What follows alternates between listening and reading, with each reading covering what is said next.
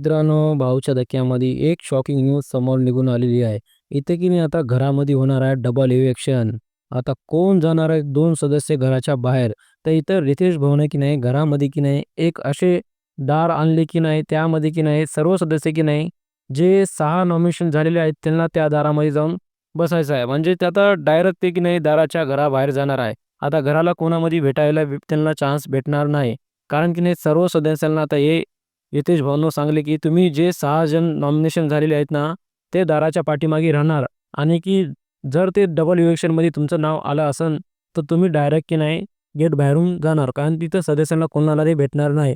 असं इथं रितेश भाऊनं सांगले. तर इथं 6 जे बंदे होते नॉमिनेशन झालेले ते खूप इमोशनल झालेत. कारण की त्यांना भेटायला बी चान्स भेटणार गेले म्हणून ते खूप इमोशनल आहेत. इथं प्राजक्ता, राकेश भाऊ आणि इथं हे आता 4-5 जण जे आहेत ना, खूप इमोशनल झालेले आहेत.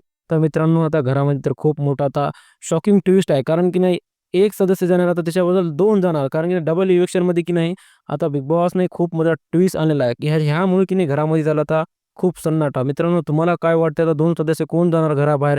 तुमचं काय मत आहे तुम्ही मला कमेंटमध्ये नक्की सांगा ना. अशा व्हिडिओ पाहण्यासाठी माझ्या चॅनलला सबस्क्राईब करा. आपण भेटूया पुढच्या व्हिडिओमध्ये.